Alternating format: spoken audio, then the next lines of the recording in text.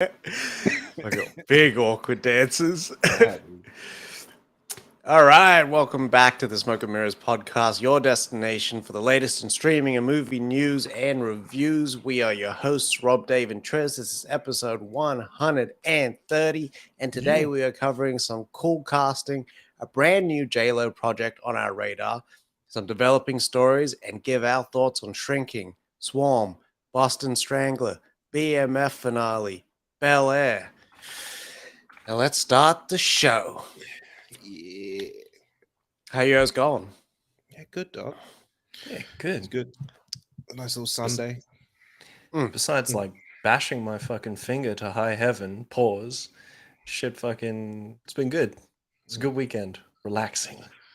Speaking of a story of bashing my finger, there was this one time where Oz had this job unloading trucks, and they would throw a conveyor into the truck.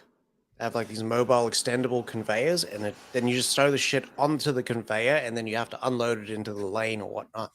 Anyways, Oz grabbed something real heavy. I reckon it was like a fucking dumbbell set or something like that. But it flipped and it landed on my finger. And if I wasn't the O that wanted to cry in front of all these and I had to like just hold it in. The other opposite me was like, just breathe through it, brother. Just breathe through it. And I was like, Oh, you motherfucker. yeah, that's what it was like. And I was just looking at the finger and it just immediately went purple. And I was just like, I feel so bitch right now. When it happened, Oz even did the hands on the legs, and I was like, Like, I just want to start punching or kicking. Yeah. the thing after. Yeah. Like, I always get that that's it. Herculean strength. I'm in a position here where it hits me right here, right? The only things in front of me is my fucking monitors and my PC. Just fists through screens. Big fists. Yeah. All right, let's kick it off with that casting. So, Barry Keoghan, coming off the hit Banshees of Inisherin, has joined Gladiator 2 as Emperor Gaeta, I want to say, or Gita. Gita sounds too Indian for my liking. David I want to Guetta? say Gaeta. Gaeta? Yeah. Maybe he's the Master Gator. And also, completely wild turn of events, Denzel Washington is like also in talks for that shit too. Not for the Emperor role, for a completely different role. And now I'm like, like we were talking before the pod, this makes it a lot more interesting. It does. Because Denzel isn't no side piece that you just like shoehorn into the film. He's a main O. Yeah. So I wonder how big of the story, how much of the story will revolve around his character, and if he's just going to be kind of like overshadowing, you know what I mean? Because Denzel has that presence. I was thinking he could play like that. Was it the reads for the character as well? Yeah. You know what I mean? Slave owner, funny, but go on. Yeah. Work with me here. Yeah. We're making lemonade. Yeah, I reckon. Yeah, he could do that. That'd be perfect. That'd be cool. Yeah. Denzel in that mentor role. Like, I hate you. Like, I don't have to love you to support you. Jeez. I'm putting up some fences. Still have to watch Fences. Me neither. I've only seen that monologue. Yeah. For real. All right. We also got Theo Rossi from Sons of Anarchy and Luke Cage fame, who has joined the Penguin in an undisclosed role. So I don't know who that could be, but I'm guessing either one of Falcone's crew or Penguin's like inner sanctum. But I'm excited to see him in there. Yeah, recurring as well. So it's not just Yeah. like one episode, one and done. Yeah, so he's not like some shitty villain that they have to catch and you like get information. Yeah, He did well in Luke Cage, so I wouldn't be surprised if he's got that same sort of energy. he was a sleazy fucker in Luke Cage. The way He he does it talked well, in that, though. he does. He does. He's that that talks through the side. And he was always got like that "I fucked your mother" look at his face. Yeah, his mom was on 10. Yeah. Yeah. I cried during This Is Us.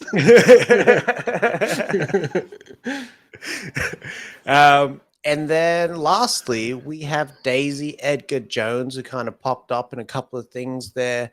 Banner of Heaven, Under the Banner of Heaven, sorry, and Where the Crawdads Sing, is coming in to star in Twisters, the sequel to Twister. Mm-hmm. It basically says she's like an office jockey, a desk jockey that comes in to go to the field of all the shit. So she's a scientist. I'm guessing she's the daughter, maybe, of Bill Pullman and Helen Hunt's character, but we'll see. I guess it would make sense as well, because it says she did a bit of work in the field prior to being a desk jockey as well. So maybe she was following mom and dad's dream, trying to reinvent what they invented. How are you at the desk and your mother and father is out in the field?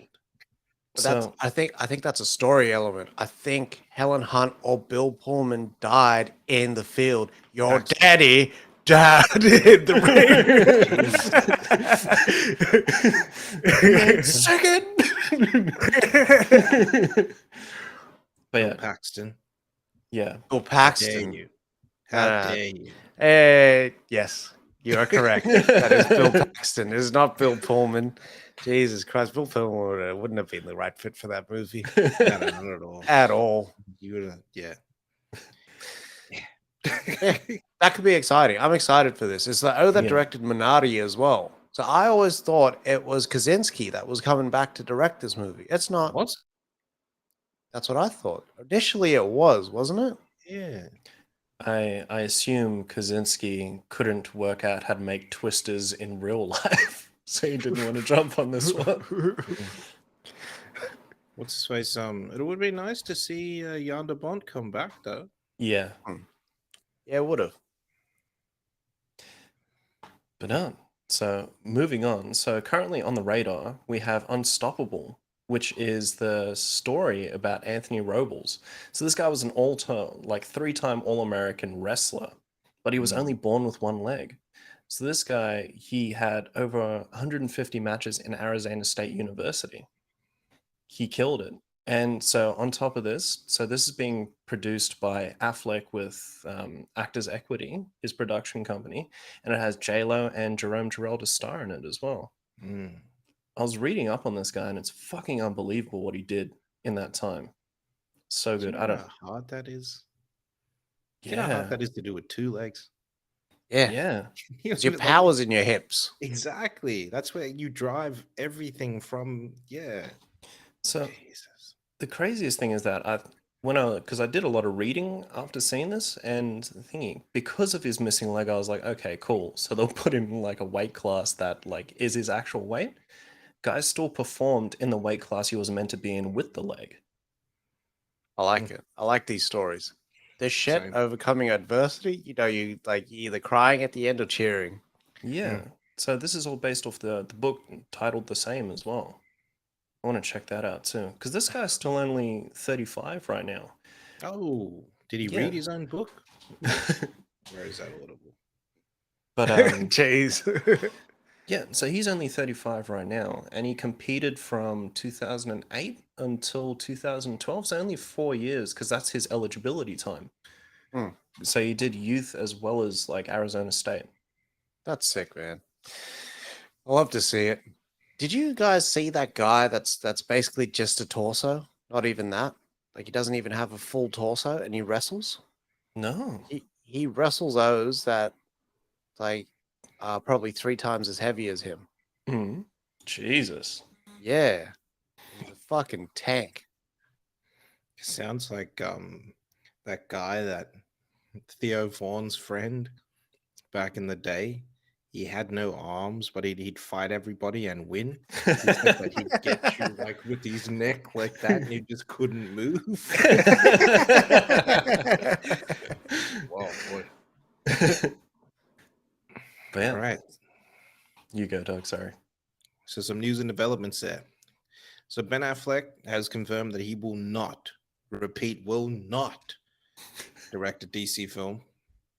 This is because of his experience on Justice League and how that sort of fucked him over. It's also because he saw the sort of set and the way that Snyder sort of directed and did everything on the was on, and he just said like that he just couldn't do that, couldn't work, couldn't do this without sort of Zach essentially, which is pretty cool. So it's funny that, like, you know, James Gunn would come out and say we're thinking about Ben Affleck for this, and he's happy and everything, and then for it to switch so quickly.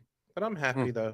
It means that Same. Affleck gets to do other things. I'd prefer Affleck to do other things, to be honest. Hell yeah. Same. It also means that maybe there is something on the horizon. I mean, that the last post from Snyder with the 28, was it 28, 29, 30? Yeah. It actually did, like we said, it was Man of Steel, it was Batman vs Superman, it was Justice League. So yeah, we'll see how that sort of pans out. But yeah, staying with DC. So Tom Cruise, after a meeting with Zaslav, and Zaslav was talking up the Flash unbelievably. Cruise hit him up and said, "Well, send that over." And Zaslav was like, "What?" It was like, "Send that over." And Zaslav said, "Okay." And someone from the studio went over to Cruise's house, had a screening of the Flash specifically for Cruise. Cruise the next day cold calls Andy Muschietti and says, like, you know, your movie was great. I absolutely loved it. This is the exact movie that we need right now. So Cruise absolutely loved the film, and is raving about it. The fact that he could just tell Zaslav to send it over, I love it. Yeah. Like, this is who I am. You're Yeah. not at this level yet. This is who I am. Yeah. And you send the film.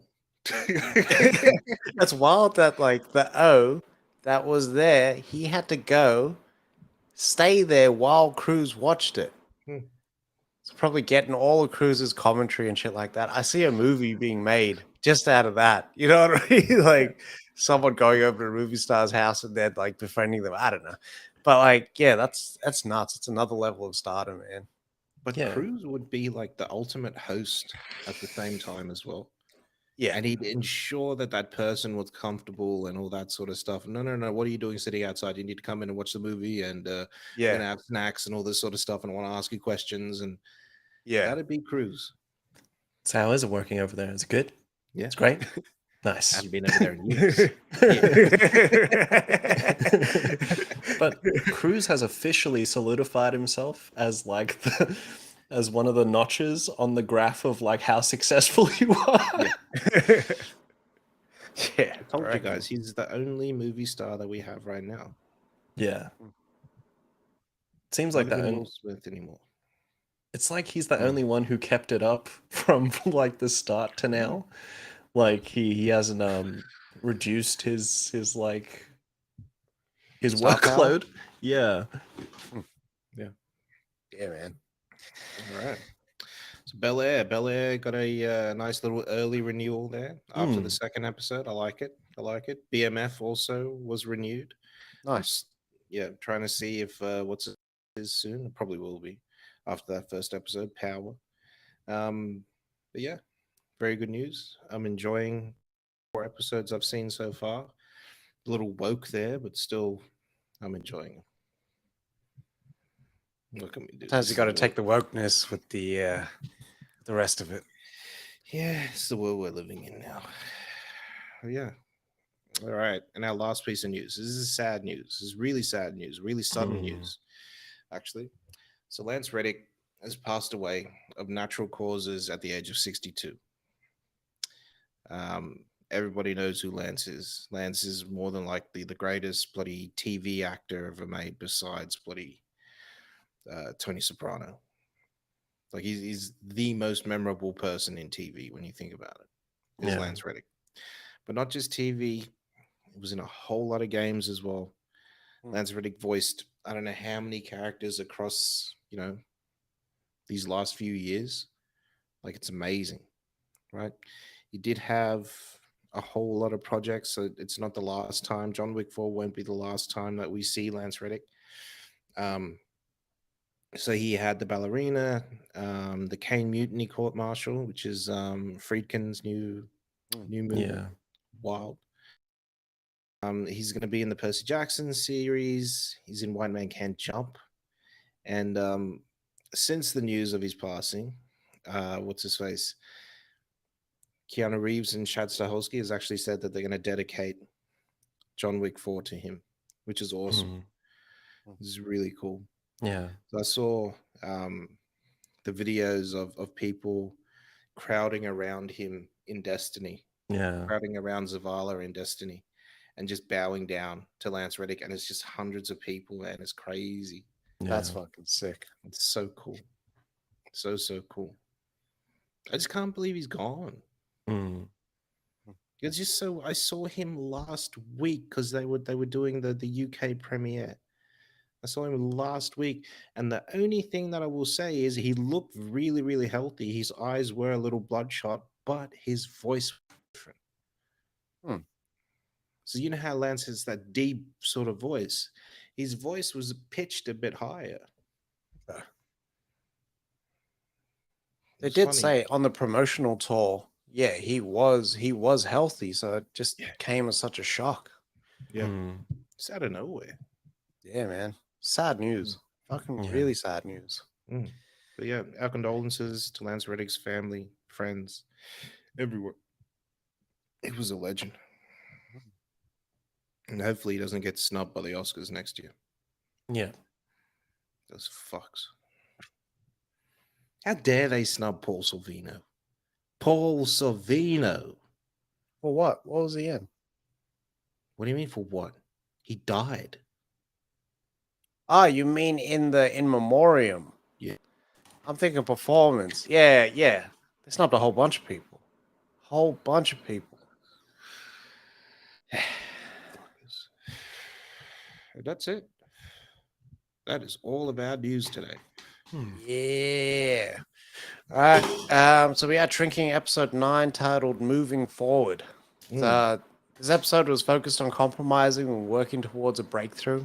There was some really heartfelt moments in the episode, like a wedding ring being removed, a reunion between like father and daughter, and just like being there for each other regardless of the situation, which was like it was operating on another level that didn't take into account like like personal bias and like the stink feelings that you sometimes have.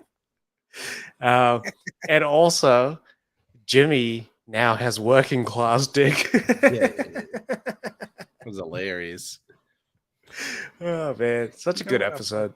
What I loved was what's he gonna do? Go out gambling and whoring? Yeah. At 13, he wouldn't keep up with me. Yeah. I go hard.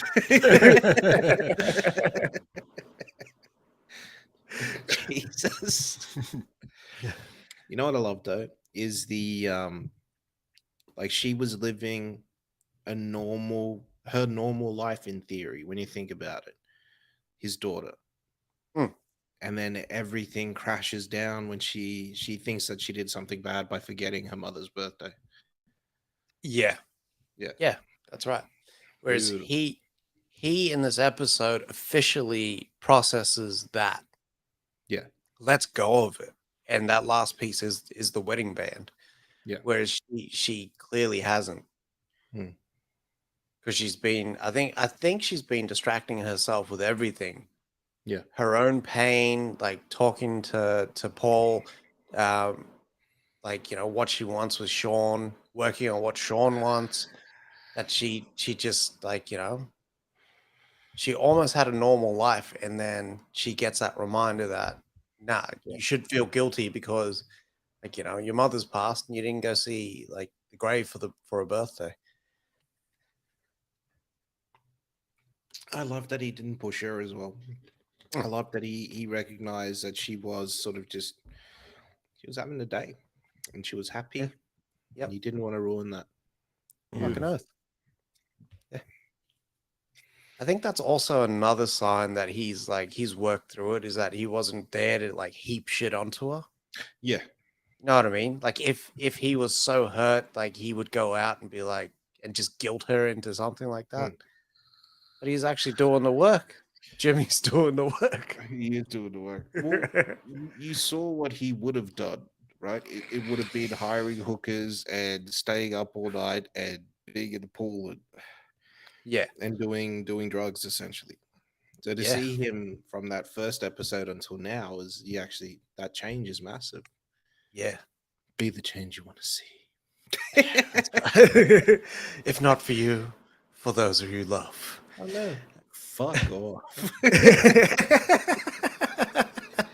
I change when I'm ready. Not you. I'll call you.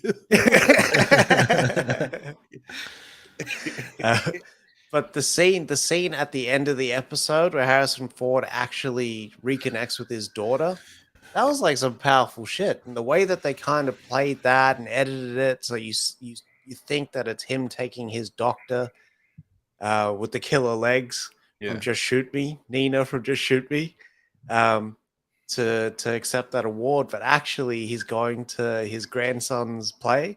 That was beautiful, man. I was really, really like that, because that means Paul's doing the work too. Yeah. Even though he was... It's not just all work for him. You know what I mean? Yeah. Yeah.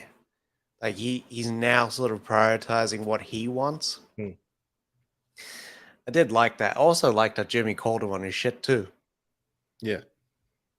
And then still like, I love you both. Walks out. What does he call him after that?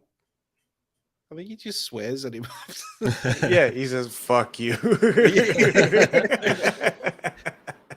you. I love hearing Harrison Ford swear. I don't know what it is. I didn't think I would. Like, at first, I was like, this is a little bit out of character. Him, like, saying all this stuff. And he's like, and then when he's like, would my situation also be considered safe dick? That was hilarious. Just in all the context, would it also be considered?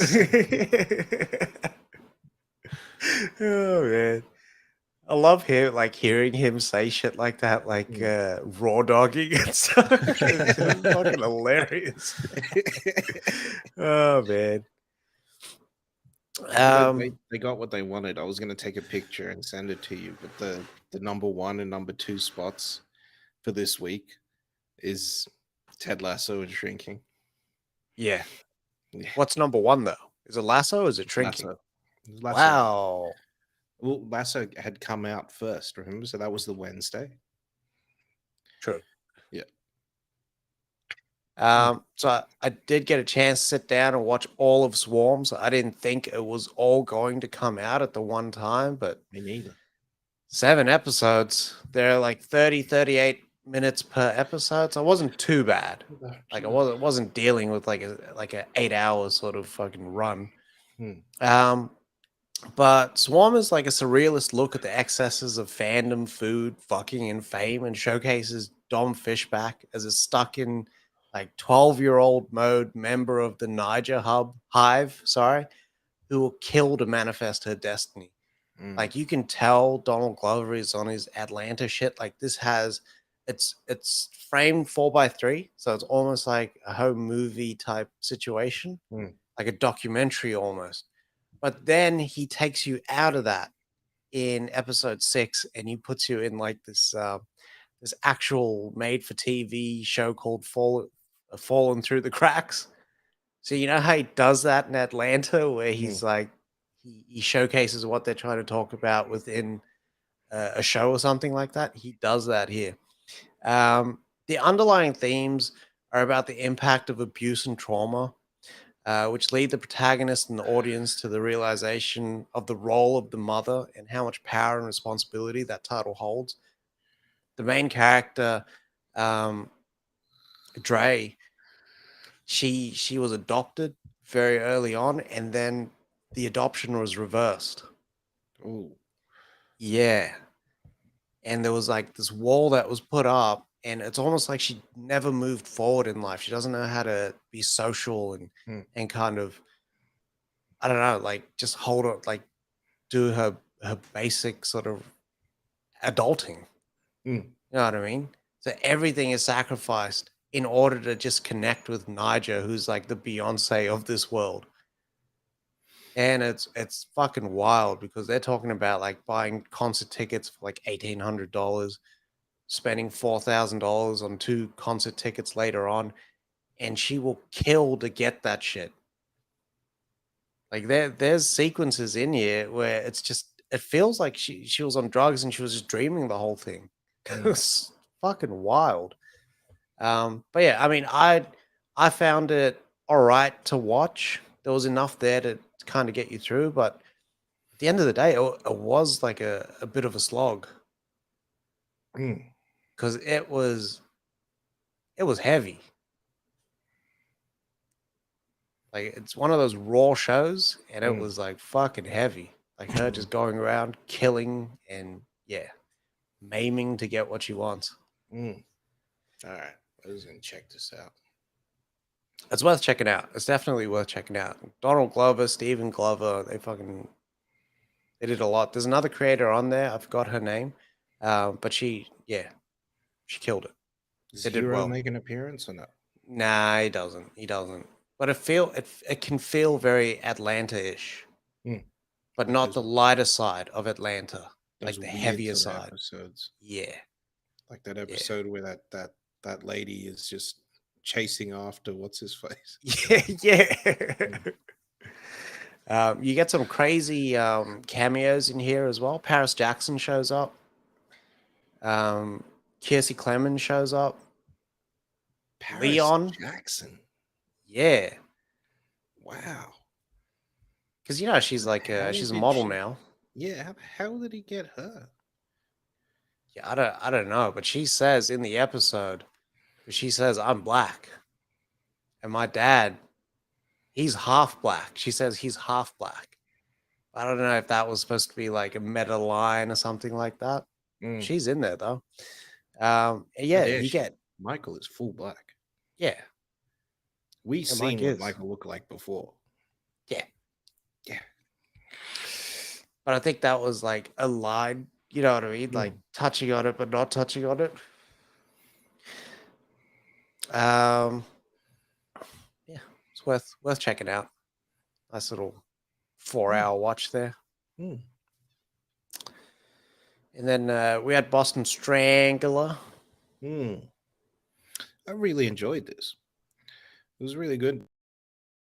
What's his face? What's it called? Zodiac. It did. Yeah. I love the setting. I love the time. I love the look. The Mm. look was great. So obviously Yeah. shot with digital cameras, but then all that inserted grain and all that sort of stuff make it look Yeah. like the Yeah. 60s. I liked it. Mm. Yeah, the characters were good. Um, I would have liked to seen more. What's his face? Christopher's dad. What's his name? Navola, Yeah, Duvall. Alessandro. Yeah, would have liked to seen more of him, but obviously wasn't his story. So No. yeah, but yeah, what we thought was good. Yeah. I mean, I thought it was like a standard solid piece of work. It was like really well acted and executed all around, but I didn't think it landed fully on that third act. No. A third act, it kind of like started getting desperate as to, and I guess that would have been the process as well during that time. It started getting desperate as to who's who and the like, you know, who's the Boston Strangler and whatnot. But that idea of having copycats within copycats that are linked was fucking scary. Beautiful. I just wish they executed that more clearly and that took up a bit more of the runtime. I was lost more in just how they were getting shit, and I wish they showcased more of the methodical practices of that investigative journalist side of it. Like that first like 40 minutes, solid. Yeah. That first hour is fucking crazy with them kind of working through and whatnot. But when they pair up, Loretta and Carrie Coon's character, Yep. it kind of lost its way. It's almost Mm. like they could have worked there on how they kind of work together in that relationship, because by the end, where she chooses her over her husband, basically, Yeah. And her essentially, children. Not and her just her children, husband, and her children. yeah. Um, Fucking wild to me. I don't think that was earned. Hmm. But yeah, solid. You know what I mean? Like it did what it needed to do. It just didn't go above and beyond, because I reckon Fincher did it better and more meaningful and more methodical. Because by the end of Zodiac, O's knew it was that O, but they weren't allowed to just point to you know what I mean? Yeah. They yeah. Fucking Zodiac is too good, man. This is one of the movies that they don't speak about Zodiac enough. Yeah. Not in Fincher's catalog, eh? Yeah. No. It's all that fucking social network bullshit. I don't know about that. It's 7, mate. That's what it is. 7 and Fight Club. It's the only 2 movies, champion. Girl with the Dragon Tattoo as well. Fucking oath. Girl with the Dragon Tattoo does not get enough flowers. Mate. No. At all. That's why Fincher is the king of this investigation shit. Yeah. He showed you on fucking what's his face on 7 when he kicked the fucking doors in. Mm. Know what I mean? But even to another extent, Alien 3. Yeah. Him working through that shit in the producer's cut or whatever. Yep. All right. So we got our 4th episode of Belair season 2 this week. It was pretty good. What's his face? So the last episode, Jazz. So Jazz and what's her face? Hillary are actually a couple in this version. Yeah. Wow. That Hillary in this version? My God. I will Jeez. need to refresh myself immediately. Coco Jones. But yeah, so they're an item. So last week, Uncle Phil and Aunt Viv actually met Jazz, and well, not just met him, but like he was introduced as the boyfriend. This week it was what's his face? So he introduced Hill to his family, and he's like a full on Muslim, right? So his family is full on Muslim, and she comes out like in full headdress, everything, right? Yeah, and he's like, I really I wanted them to see like the real Hillary, not like what you sort of put on, and yeah. So there's that. That's how the episode basically ended. Will Wise, he was suspended from school because of the protest for this black teacher that got fired. And Carlton, like actually beats the shit out of someone who was fired. Ew. This was pressing the whole fucking since the start of the episode. Okay, Yeah, you go, Carlton. yeah. Carlton just he put hands on him. It was bad. I don't deserved it though, dickhead. But yeah, If it was- overall, yeah, good episode. We got the final for BMF. I refuse to say finale. This was pretty good. So this basically ends with them sort of branching off now. So one of the brothers, so Terry, is going to stay in Detroit, and Big Meech is going to go out to ATL and be basically the biggest distributor out in ATL. They have a Colombian connect now. The heat's coming off them in Detroit. That it seems like they're finally getting shit right. Yeah. But Is this the rise before the fall? Yeah. I haven't even gone into music yet. Yeah. That's going to be a fire season. Yeah. Them going into music is good. This funny because they sort of preface it by them owning like a music shop and all that sort of stuff that they deal out of. So they had access to records and they're constantly listening to music and all that sort of stuff. Their father used to play guitar for the church. Yeah. This also ended with the mother and father getting a divorce because the father just like was a big old cheater, like an idiot. But yeah, I just can't wait for this next season now, man. I gotta wait like a whole year and shit. It's the worst. Badly.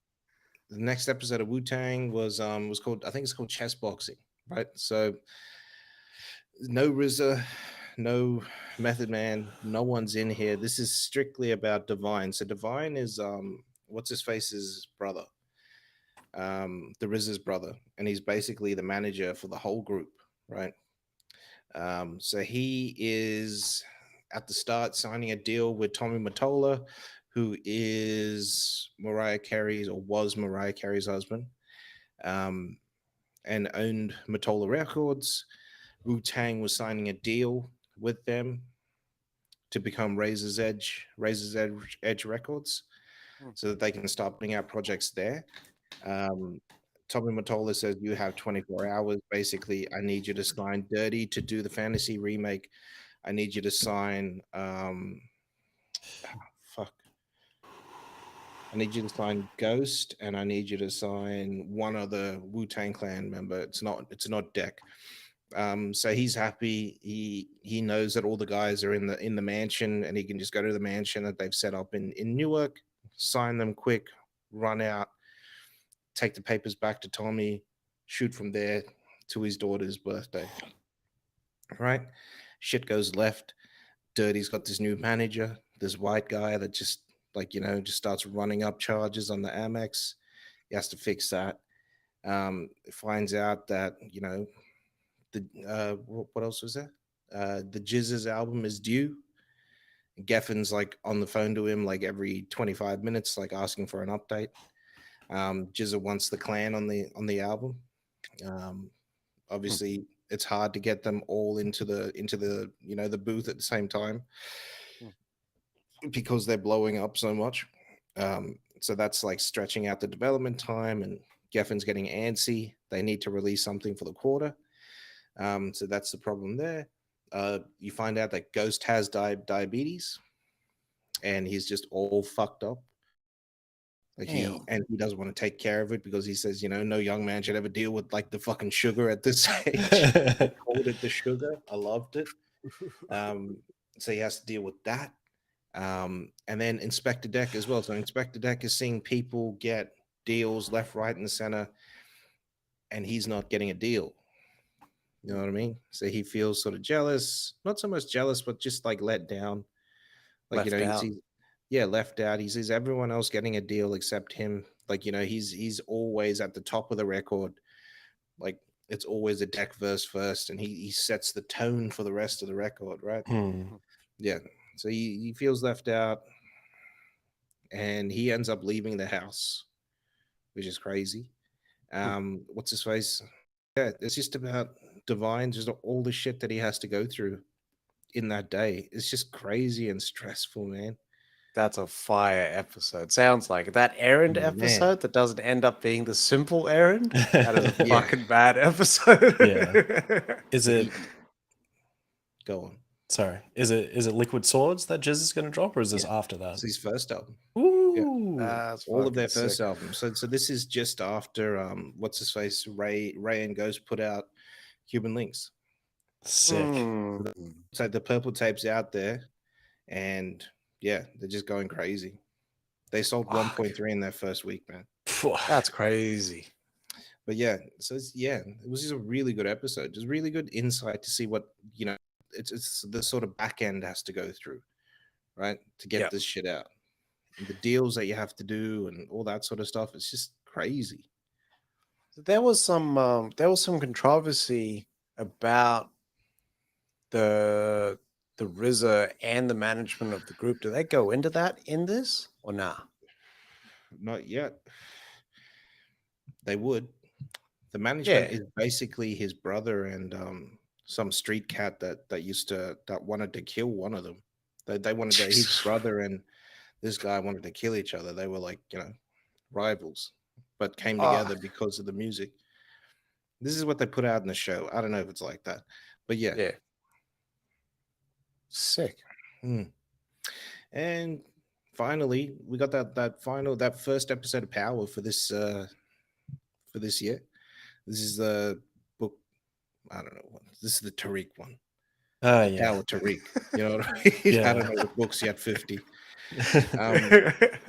Yeah, but this is it wasn't too bad. It's about them sort of like, they had just gotten rid of their last distro. Basically killed this guy. Comes through, this lady says that, that guy was dealing for her. They're gonna need to jump on board now, start moving more weight and whatnot.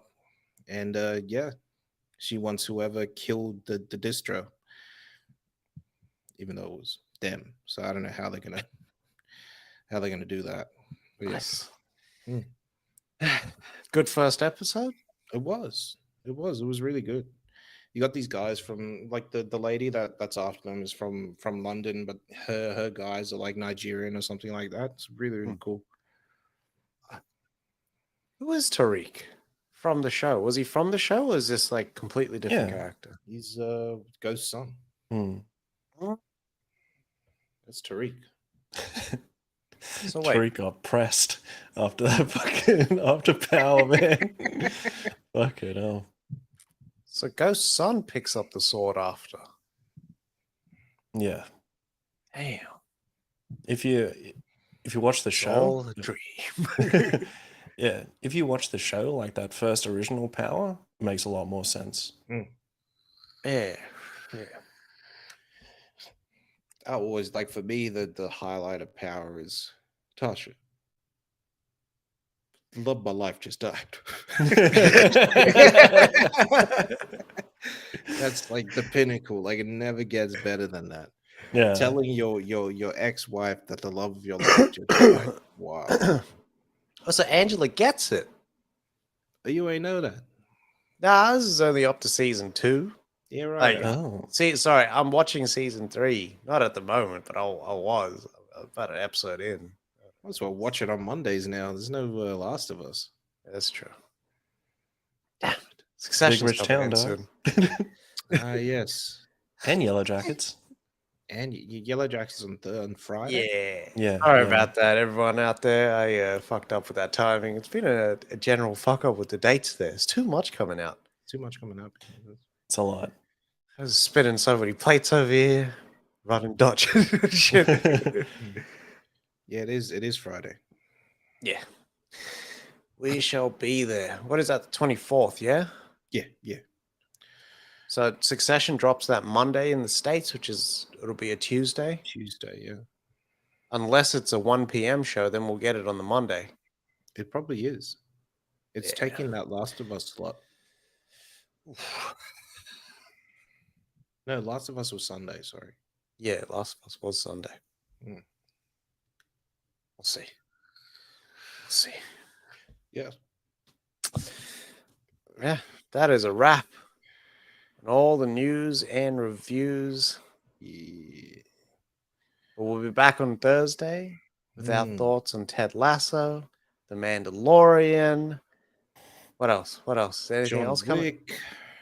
I was just gonna use it as the crescendo. I was like, any more TV shows? It's just Mandalorian and Yeah, just Mandalorian and Lasso. Lasso. Attack on Titan started. The Very good. last season of Attack on Titan. Is it Are you really staying- the last season or not? They keep saying it's the last fucking season, but I think it's the last lie season. Lies. These are just like the John Farnham goodbye tour and shit. I Every know. like 3 years. Johnny needs a boost. Hansi's songbook never ends, mate. Coffins are empty, John.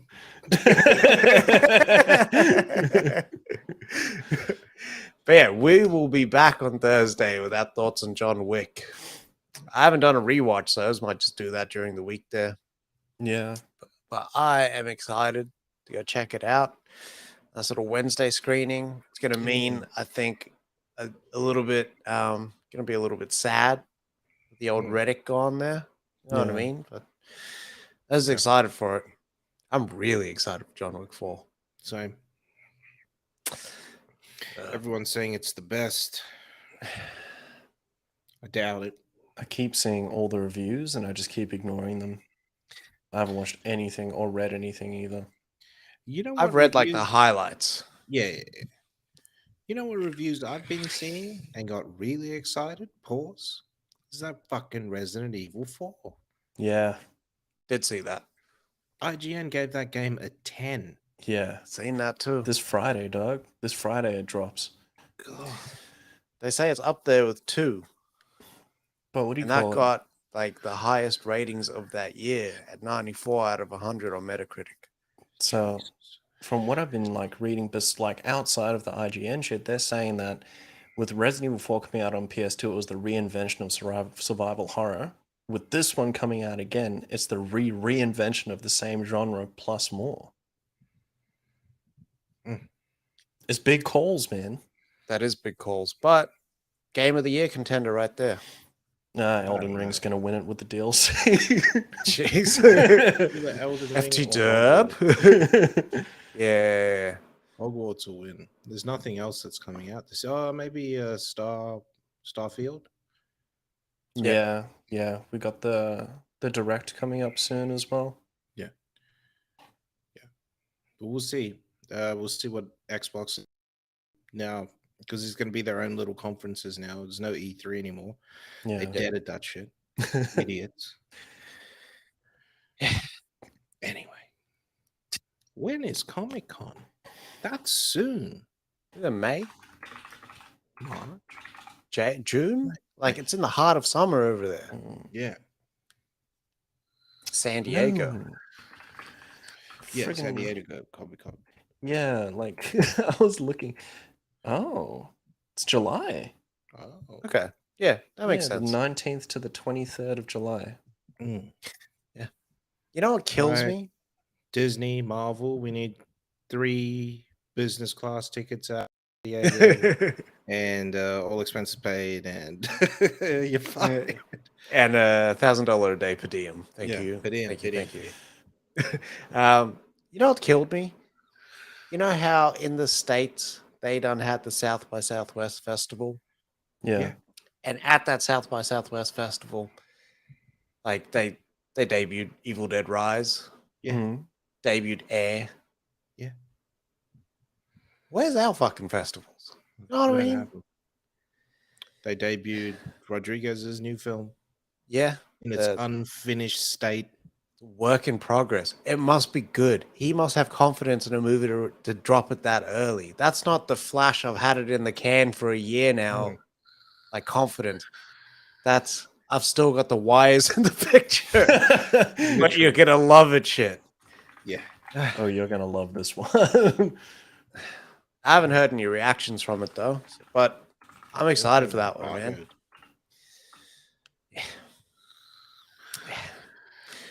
But I think that's my BHAG. That's my BHAG. When the pod blows up, I want a festival here. Yeah. I want something where people are going to be like, did you hear what happened in Sydney, Australia? What? They debuted like, I don't know, fucking John Wick 7 or something like that. Fucking hell. So I'm giving myself 10 years. And then we're having something here.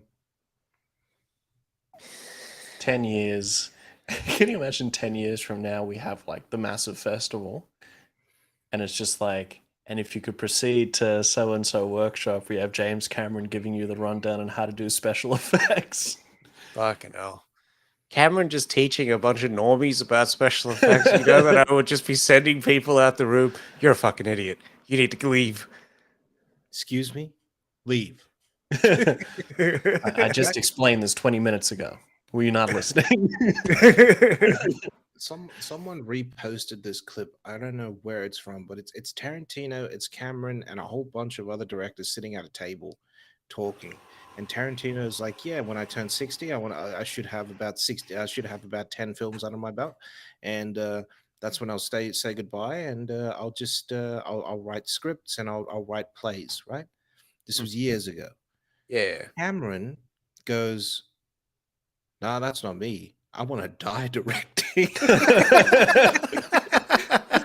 Jesus. Fucking hell. Him and Roger Deakins seem like they're just going to go forever, though, man. Yep. Deke got the steam though. Yeah. Oh, that was the other thing. Can Netflix start releasing more 4K Blu-rays, please? They Yeah. just released All Quiet on the Western Front, and it is an absolute banger. I seen that. Oz did see that. What the hell are they doing? I want Extraction. I want The Irishman. I want all their movies, man. I thought the Irishman dropped on Criterion, which means that it'll drop on 4K. Blu-ray. It's not a 4K. But they can update that. You know how the Criterion are now dropping 4Ks. They could, but they probably won't. It'd be And as fucking if stupid if they Netflix did. wouldn't want to come in there with their own branding and do it themselves. Netflix It's don't even done. drop HDR on that shit. Please, Netflix. Fucking oath. They need to go back to physical media. Unless, like, that's what's in the tuck as well with them making these reductions. They're like, well, we've got this down pat. Now we need to start adding, because we're past our maturity phase. Let's, like, start distributing these in 4K Blu-rays and get some extra, like, outside the market money. You know when it happens? When more studios actually invest proper money into it Mm. and the consumer like flocks to it, because that's the best way you're going to watch it. Yeah. With Disney actually coming to the party now and Iger saying we're going to put the proper attention, maybe it's better if we go back to physical media just to kind of like, bring that part of our consumer base in. Because on Disney Plus, they go, we're going to give you the IMAX version. Now you're going to get the DTSX version. Now you're going to get the IMAX, all this other shit. But then when you get the actual physical Blu-ray, there's fuck all on it. Mm. Like, Yeah, they don't but have all still- that stuff. It's still better. Like I watched Avengers Infinity War on the streaming and I watched the Blu-ray not too long after that, and the Blu-ray is still better.